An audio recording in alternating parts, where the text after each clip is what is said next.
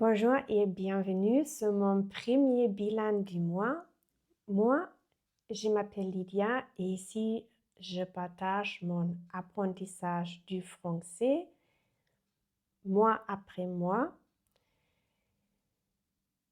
Le bilan, c'est mon petit journal d'apprentissage. Je reviens sur ce que j'ai fait pour progresser, ce qui m'a marqué et je partage quelques mots ou expressions que j'ai retenues. Chaque mois, je te parlerai de mes lectures, podcasts, films ou mes activités quotidiennes qui m'aident à améliorer mon français. Mon objectif n'est pas la perfection, je veux plutôt progresser naturellement. Bon, j'espère que je vais faire du progrès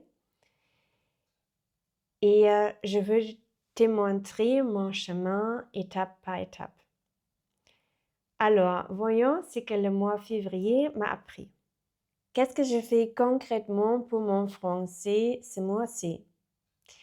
J'ai lu ce petit livre, Voyage en France, et peut-être tu l'as déjà vu dans ma vidéo de Nini, où je disais, ce livre est ni trop long, ni trop compliqué pour les apprenants du français. Et c'est vrai, c'est très facile à lire parce qu'il n'y a aucun passé simple. Et je ne sais pas, il n'y a aucun niveau indiqué. Ils disent pour les débutants et je dirais c'est le niveau A2. C'est le premier livre que j'ai lu entièrement et beaucoup de mots sont traduits et ça m'a aidé beaucoup à comprendre sans m'arrêter tout le temps. J'ai écouté quelques épisodes du podcast Inner French. L'épisode numéro 1, apprendre le français naturellement, était un vrai déclic pour moi, même après plus que 20 ans.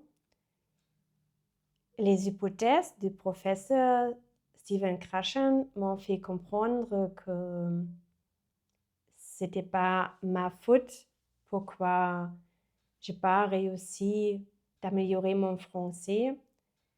Avant, je pensais que j'ai aucun talent pour apprendre une langue, mais le problème, c'était plutôt la manière. J'ai essayé d'apprendre le français et depuis ça, j'ai créé mon blog et ma chaîne YouTube et j'ai décidé d'apprendre le français naturellement, étape par étape. Numéro 2, au épisode numéro 2, vivre avec des robots. Là, j'ai retenu l'expression remonter le moral et je pense que c'est très important de savoir comment on peut remonter le moral soi-même ou comment on peut se remonter le moral soi-même. Et même j'ai une mauvaise humeur après un jour un peu difficile, j'essaye d'écouter un podcast pour une demi-heure et ça m'aide de me remonter le moral parce que là, je peux me dire que j'ai fait quelque chose pour améliorer mon français.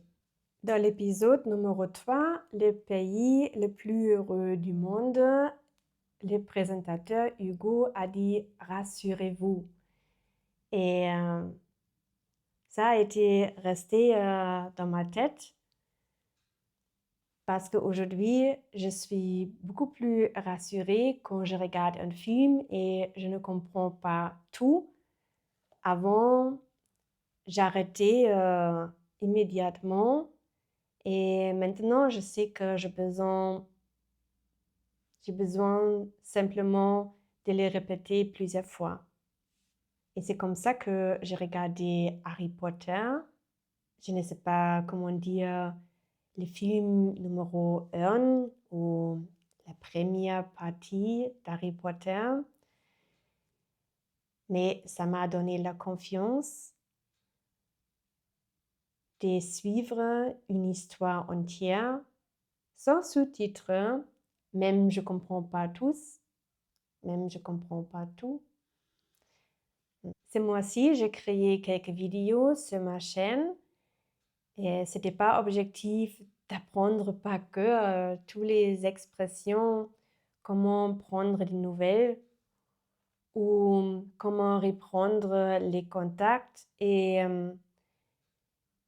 quoi répondre. Le but pour moi était de choisir 2 ou 3 expressions qui me correspondent le plus et qui m'aident à développer ma propre voix. Et le jour de la Saint-Valentin était parfait pour faire la vidéo Comment exprimer l'amour en français. Et ça m'a permis aussi d'apprendre comment dire je t'aime autrement. Et dans ma vidéo, je te recommandais de regarder la vidéo Je t'aime de Solange de Paul sur YouTube. Et j'ai regardé cette vidéo aussi une bonne douzaine de fois pour m'entraîner. C'est très mignon, n'est-ce pas? Tu l'as vu? Et encore une petite réussite. Grâce à la vidéo, je retiens enfin correctement l'expression « il fait un froid de canard ». Qu'est-ce que je mangeais ou cuisinais? Ma recette pour préparer la quiche Lorraine est en allemand. Et en traduisant la recette en français, j'ai remarqué que je confonds toujours cuire et faire revenir. Je veux te donner 2 exemples. Je vais cuire les pâtes pendant 10 minutes. Ça veut dire rendre quelque chose comestible pour que ça sera prêt à manger. Je fais revenir les oignons dans l'huile jusqu'à ils deviennent translucides. Ça veut dire cuire un aliment rapidement dans un peu de matière grasse jusqu'à qu'ils prennent couleur et saveur. Ce qui a changé, c'est que j'écoute beaucoup de podcasts en parallèle avec mes tâches ménagères. Par exemple, je nettoie la salle de bain et j'écoute un podcast en parallèle. Je ne comprends pas tout, mais ça change déjà quelque chose parce que en écoutant régulièrement, je me sens plus confiante et détendue avec la langue. Ce qui a été difficile ou inconfortable.